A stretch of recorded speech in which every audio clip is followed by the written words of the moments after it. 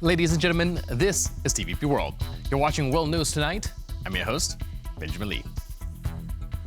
At the opening gala of Poland's EU Presidency, Prime Minister Tusk emphasized the need to safeguard freedom as Europe faces challenges such as the war in Ukraine and evolving relations with the US under President Trump. More on that in just a moment, but first, let's take a look at tonight's headlines.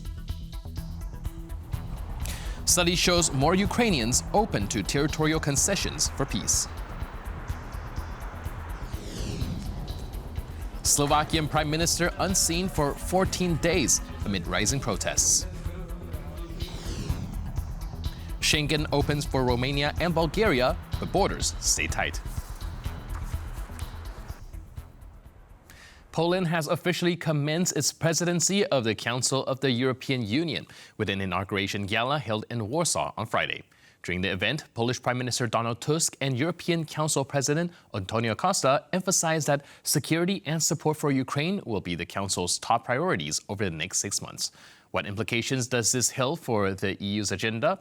Kazimierz Wysiak has the details.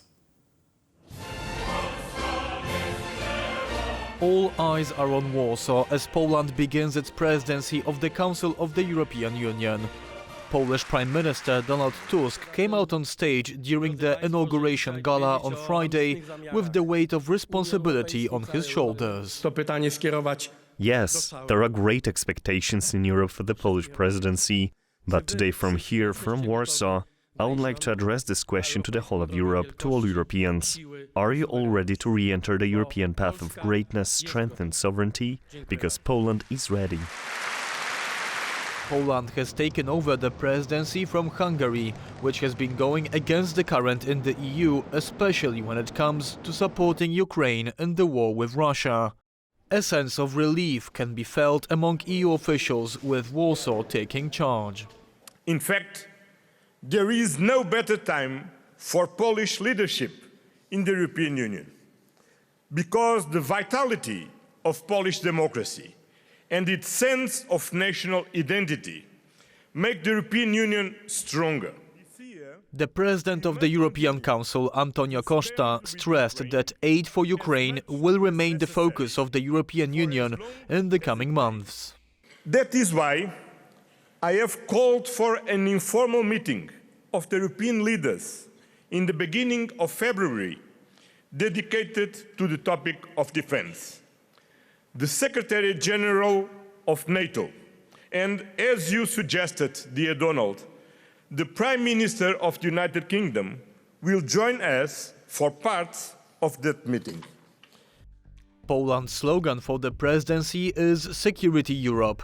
This can be broken down into 7 branches: defense, border protection, disinformation, economy, energy, agriculture and health. Out of these, defense and energy are expected to be the 2 focal points for Warsaw. In terms of energy, I think it's important to really becoming independent from sources from third countries. And diversify the energy mix in a way that it allows European Union and its members to feel safe about the level of energy which is provided on a daily basis. The Council of the European Union is different from the European Council. The former gathers ministers from all 27 member states who decide the EU's foreign policies as well as adopt the bloc's budget and legislation. The European Council is made up of leaders of the EU countries, but it has no legislative power. It instead deals with sudden crises like the war in Ukraine or the COVID-19 pandemic. Poland is taking over the presidency of the Council of the European Union at a pivotal time for the fate of Ukraine. US President-elect Donald Trump, who will return to office on January 20th, said he wants to end the war in Ukraine in 2025, no matter what. Warsaw wants to make sure it will happen with Kyiv's and Europe's best interest guaranteed. The percentage of Ukrainians willing to concede territories in Russia in exchange for peace has seen a significant rise, according to a study by the Kyiv International Institute of Sociology. At the start of 2024, 26% of respondents expressed support for this idea. By December, nearly 2/5 of the population were in favor. Our correspondent in Kyiv, Sociology, has this report. A new poll published by the Kyiv International Institute of Sociology has revealed that the number of Ukrainians who would consider agreeing to territorial concessions to end the war with Russia has increased since the autumn, the last time the poll was issued by the same institute. Now, the number of Ukrainian respondents that said they would be willing to accept territorial concessions to end the war with Russia was 38%. That's up on 32% in October. Now, it does show that over time this number has increased steadily. If you go back 2 years ago to when the war began, or rather at the end of 2022, the number of respondents who said they were willing to accept territorial concessions was 8%. So that number has steadily increased over time. However, it must be said that the majority of Ukrainians polled, 51% in this poll, still oppose territorial concessions to Russia. Now, this poll has been released shortly before Donald Trump is sworn in for his second term as US president, and he has vowed to end the war in Ukraine quickly through negotiations. Now, these polls do indicate that Ukrainians are willing to consider in larger numbers these kinds of concessions maybe to end the war, but also Ukrainians when polled, also believe that territorial concessions won't be enough to end the war in and of themselves. So therefore, a lot of work to do here with regards to any kind of potential peace negotiations. But as far as the Kyiv International Institute of Sociology's polling is concerned, there are a steadily increasing number of Ukrainians who are willing to accept these kinds of concessions for a peace deal with Russia. It's Sociology reporting from Kyiv for TVP World. Polish President Andrzej Duda has referred a controversial sports reform bill to the Constitutional Court, a move that follows his meeting with the Polish Football Association president, Sociology, a vocal opponent of the bill. Now, the president's involvement in sports governance has garnered attention recently, especially after the Polish Olympic Committee nominated him as a candidate for Poland's seat on the International Olympic Committee. Peter Mishuk has more on this developing story. Duda, who hails from the right-wing, now opposition Law and Justice Party, seems to be getting along with Kulesza, who has been at odds with the current ruling party and was an ally of the previous Law and Justice government. Quite surprisingly, their most recent meeting was also attended by the UEFA president Aleksander Czeferin, who reportedly supported the view of the Polish Football Association. Journalist Wojciech Górski, who first reported on the meeting, told TVP World that the whole issue boils down to helping President Kulesza win re-election later this year. This referral of the law to the Constitutional Court does satisfy him for the time being, because it means that during the next elections in the Polish Football Association, everything will stay the same. In the wake of Duda's refusal to sign the bill into law, Polish female athletes, including retired Olympic medalists Justyna Kowalczyk-Tekieli and Maja Włoszczowska, have closed ranks to urge Poland's head of state not to block a bill that promotes, quote, counteracting violence and discrimination in sports, empowering women, and building greater transparency in sporting associations. What is an issue for most proponents of the bill is that Duda has de facto put it on the back burner indefinitely. This has been postponed, and, in fact, the most worrying thing is that it is not known when the Constitutional Court will convene and when this ruling will be handed down. The bill has been deemed a big step forward in the functioning of various sports federations across Poland. Under our current legal framework, athletes in Poland have absolutely no influence on sport associations. I spoke out about it in the parliament because even the most outstanding athletes, including tennis star Iga Świątek, footballer Robert Lewandowski, canoeist Klaudia Zwolińska or climber Aleksander Mirosław, have little to no influence on the groups that often shape the course of their lives.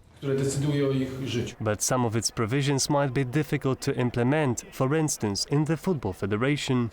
Let's agree that the sudden inclusion of 5 women to the 18-member board of the Polish Football Association, while only 1 woman has been part of it in its entire history so far, it's a pretty revolutionary move. Some sportspeople, however, have accused President Duda of pandering to the needs of various sporting authorities, disregarding the will of the athletes.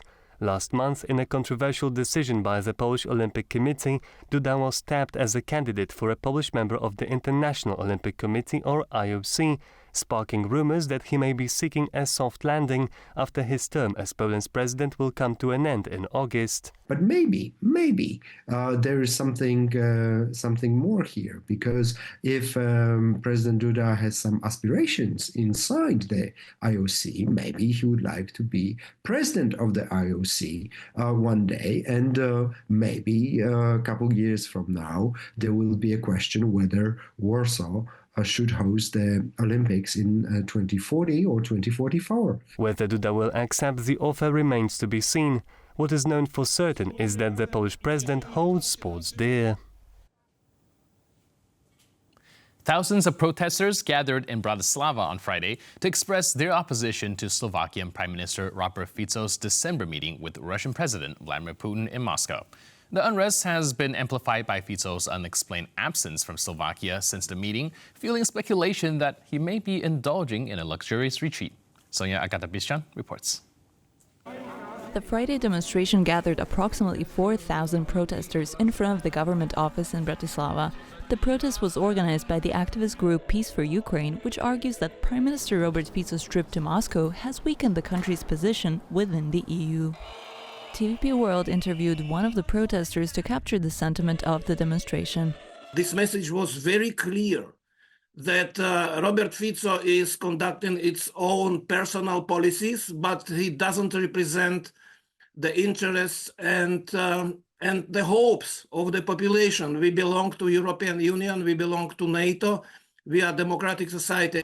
On paper, Fico's meeting with Russian President Vladimir Putin seemingly revolved around energy developments. After Ukraine decided not to extend its gas transit agreement with Russia beyond 2024, Fico hinted at potential retaliatory measures, including cutting off electricity supplies to Ukraine. Ukrainian President Volodymyr Zelensky accused Fico of acting on Putin's orders. In world politics, it absolutely applies that it does not matter whether elephants laugh or fight. The grass always suffers. I do not want Slovakia to be such grass, as we see these days when the transit of gas through Ukraine is stopped, which will have drastic impacts on all of us in the European Union, but not on the Russian Federation.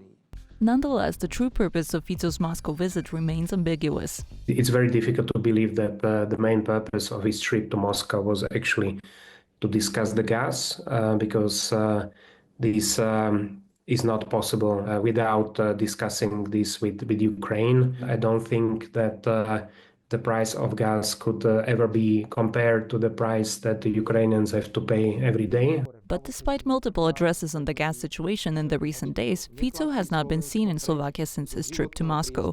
According to Dennik N's analysis of his latest video on the room setup, it appears that Fico may be in Hanoi, Vietnam, staying in a luxury hotel where nightly rates can exceed €6,000. It's unbelievable because it's against all protocols. The Prime Minister is still in function. Maybe if he would have a holiday, vacation, it's okay, but he didn't announce, he didn't notify. Even the members of the ruling coalition didn't know, where he is, where he was. On Saturday, Slovakian President Petr Pellegrini said he was aware of Fico's location and that he had been informed of the length of his leave, but he declined to reveal his whereabouts.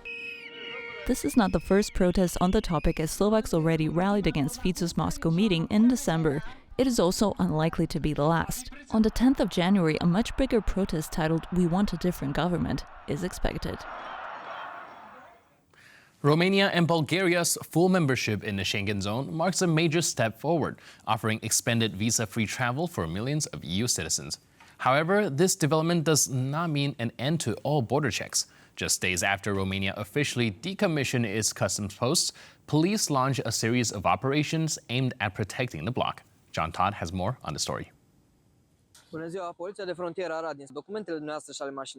Romania's border police out in force, questioning those returning home and heading back to work after the New Year break. The checks came as a surprise, just days after the country fully joined the EU's Schengen visa-free zone. They asked me where exactly I was going. They checked my documents and that's it. Maybe they are necessary, but it's surprising for the second, third day of Schengen access. They stopped us for a check to see if our passports were in order. I say it's okay. These random checks also happen in Austria. They stopped us for a routine check. They asked for our documents. In short, this is good.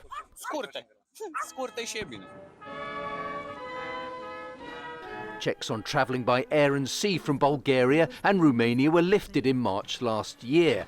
But land checks continued until Vienna in December dropped objections on the grounds that more was needed to stop irregular migration.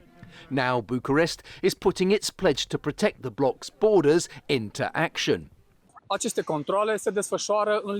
These checks are carried out within 30 kilometers of the border and aim to verify identities and legal situations for persons crossing the border, as well as preventing and combating illegal acts. The Romanian Interior Ministry carries out checks near the main Romanian border crossing points in the south and west of the country in order to identify illegal migrant transports or other illegal activities, such as smuggling. Random spot checks were also conducted in 5 other Romanian counties. While visa-free travel has become easier, officials are aiming to close the gap for smugglers and traffickers. Just 16 days remain until U.S. President-elect Donald Trump's ultimatum to Hamas to release the remaining hostages held in Gaza. Families of the captives have gathered at Hostage Square in Tel Aviv, united under a clear message: leave no one behind. Our correspondent Diana Skaya is on the ground with this report. It's the first Saturday of January, and thousands of Israelis here are gathered behind me in Hostage Square in Tel Aviv. Now, Hamas captivity survivor Almog Merjan, who was rescued by IDF troops along with 2 other hostages, took the stage just a little bit earlier. He addressed the crowd, calling on his country to not give up hope. Many other hostage family members are speaking out on stage, calling on Israeli Prime Minister Benjamin Netanyahu to give the negotiating team full mandate to reach an agreement that will bring all hostages home. We're also hearing a conversation that's being played from a certain phone call that took place on October 7. I actually met here the father of hostage Tal Shoam, who was kidnapped from Kibbutz Be'eri on October 7. This is what he had to say. I'm Tal's father, Tal Shoam, that is now 456 days since he was captured along with all his family. My grandsons, Naveh, 8 years old, my granddaughter, 3.5 years old, Yahel, my daughter-in-law, Adi, her mother, her aunt, her cousin. 7 people of my family was captured and taken from Kibbutz Be'eri brutally. 3 members was murdered, and they came back in the first deal. It's about a year ago, and since then, Tal, we have evidence that he arrived alive and walking on his feet in Gaza. He was taken for a car trunk, and since then he's disappeared. We don't have any signs about him. We're sure that he's alive in our mind because he's very strong physically and mentally. And we hope that very soon he will come back. I try to be now relaxed, okay? And because we feel there is something in there, you know, President Trump is almost there. Maybe he can help us. Israelis here really hopeful that with Trump to take office soon, hostages will return. Diana Sky for TVP World in Tel Aviv. Now, Poland has officially assumed the presidency of the Council of the European Union during a period of immense geopolitical and economic challenges. From January to June of 2025, Poland's presidency will focus on Security Europe, a strategic agenda centered on strengthening European security across several critical dimensions, including defense, border protection, energy transition, and health. Poland's leadership also coincides with the 20th anniversary of its EU membership. Joining us today on TVP World to discuss this vital leadership role is Ignacy Niemczycki, State Secretary, Polish Prime Minister's Office. Hello, sir, and welcome to TVP World. Hello, and thank you for having me. So during this ceremony, the Prime Minister Tusk says that, and I quote, "Let's do everything so that Europe and Poland do not have to pay the highest price for freedom." What specific sacrifices or commitment is this call of action implying? Well, I think it's quite clear that the Prime Minister was referring to the situation in Ukraine and the price that Ukrainians have to pay for freedom. And it's a call for action here in Europe, in the European Union, that we need to take the situation seriously. And the stronger we are, the less risk is for us that we will have to pay the highest price. So it's really a call for action for the next 6 months. And it's quite clear with the motto of the presidency, Security Europe, that we need to focus on security and that we need to be serious about it. Right, and I think the same sentiment was made when Tusk also mentioned that if Europe is powerless, it will not survive. So with that out of the way, what kind of concrete steps are we anticipating this Polish leadership will bring? Absolutely. So I think the Prime Minister was obviously mentioning security, and when we think security, we mean the hard security, usually defense. But it's also about the economic power of the EU. So as you very well know, the EU and its soft power has been a model in the world. But in recent years, we've seen that the competitiveness of European economy has been going down, and we have to work on that as well. If we are to be competitive with China, if we are to be competitive with the US, we really need to step up. And having a stronger economy also puts us in a better position when we have to deal with countries like Russia. So during our presidency, we'll focus on security, but in a broad sense. So not only defense, but as I said, also economic security, energy security, security of the borders, information security. So how do we deal with disinformation? How do we deal with external manipulation in the social media? But also health security and food security. Right. And speaking of the United States, with Donald Trump returning to the U.S. presidency, how does Poland plan to adapt its EU presidency to sort of leverage opportunities for transatlantic cooperation? Well, first of all, we need to make it clear that transatlantic relationship is vital for both the EU and the US. And we are very open to working with our US partners, with the new US administration. So we want to take a proactive role. We need to better understand what is the situation in the US, what are the expectations of the new US administration, so that we can positively respond to them. We don't want to enter a trade war with US. That would be the last thing that we want. This would make both Europe but also the US weaker, and we don't want that given the situation that we have in Ukraine. So again, I think our role as the presidency is to be proactive, but also positive with the new US administration. Right. Do you see any challenges going ahead? Because we do know that Poland, being the president of the EU Council presidency, is going to have to uphold the European value. But then we also see Trump with a more kind of unilateral approach towards things. Do you think the two might butt heads a little bit? Well, I think it's quite obvious that some member states will try and get a deal with the new US administration. And it's also the great expectation towards the Polish presidency is that we'll ensure unity of the whole EU.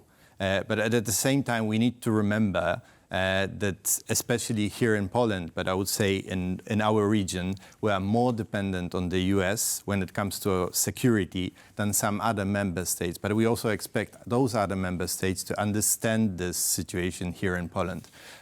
So I think this will be a challenge, definitely, but holding the presidency itself is challenging.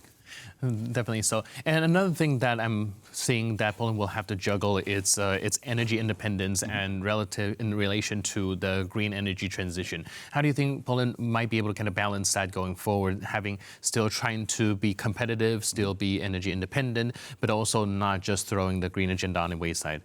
Yeah, so the focus here is very much on energy prices. And I think the Prime Minister has mentioned it in his speech yesterday. So we want to go ahead with the green transition. It's quite clear that the climate catastrophe is coming, and it affects a lot of our citizens here in Poland, but all over Europe, all over the world. But at the same time, we need to ensure that our economy is competitive with other countries like China, countries like US. So the focus here will be on energy prices, and there's no easy solution. I'm not going to say that we'll fix it during the 6 months, but I think we'll be having important discussions during this period that may lead in the medium term to some concrete solutions. Right, and I think this kind of open approach actually brings more confidence, kind of facing the problem as it comes. And one of the other things that's on my mind is also the agricultural aspect, because this is also one of the 7 focuses going into the Polish presidency, with these agricultural issues, with the farmers protesting. What do you think are the disconnect between what Poland's trying to do, what the EU is trying to do, and the farmers' grievances? But I don't think farmers right now are sure of the future in the EU. On one hand, we do have a common agricultural policy, but on the other, we enter into negotiations and we finalize those negotiations with other countries around the world on free trade agreements like the Mercosur agreement. And those are controversial and that they might adversely affect farmers. Given all that, farmers are not really sure about the future in the European Union. So I'm very happy to see that the European Commission is taking this seriously, and it will be presenting its vision for agriculture, for European agriculture during the Polish presidency. So again, we'll be having this very serious discussion about the future of agriculture, and we want to emphasize that the agriculture is key to our food security. So when we discuss security, we cannot forget about food security as well. And another one of the topics on the agenda is also focusing on combating misinformation. I think this is something that has, been repeatedly brought onto the table ever since Russian invasion of Ukraine began. What are some of the specific steps that we can see the Polish taking to tackle this issue? So first of all, I would say it's a broader subject than just disinformation. It's really about democratic resilience. So when we speak about disinformation, we usually think of social media, we think of algorithms, AI. But I think it's also about education, it's about media literacy, it's about culture. And during the Polish presidency, we actually want to take this broad approach and have an agreement around the table that fighting disinformation shouldn't only focus on working with social media platforms, but we should also invest in education, we should also invest in civil society organizations. But obviously we do have to work with social media platforms to limit the scope of disinformation as well. All right, and last but not least, what can we look forward to for this next 6 months? Well, I'm mostly excited about the economy security, and I think we'll be taking very important steps towards ensuring that Europe is competitive globally. We've had a lot of discussions with the business community here in Poland, but also in Europe. And I'm very hopeful that after this 6 months, we'll have concrete proposals on the table and that we'll have this perspective of European Union regaining its competitiveness again. All right. And before I let you go, also a little bit of gossip. We do know that the Hungarian ambassador wasn't invited to the ceremony. Do you think that has more to do with Polish-Hungarian diplomatic spat, or does it have more to do with how Hungary's been acting during its presidency? Well, I think Hungary has made it pretty clear what it thinks about the political situation here in Poland. And I think that's a reaction to that. I think it would be very difficult for us to accept a representative of the Hungarian government at the gala, given the granting of asylum to Mr. Romanowski. Right, and also, perhaps a lot of issues was raised during Hungary's presidency, and maybe we can see Poland taking the role in leadership and kind of bringing back to track. I think there's a lot of expectation in Europe towards the Polish presidency.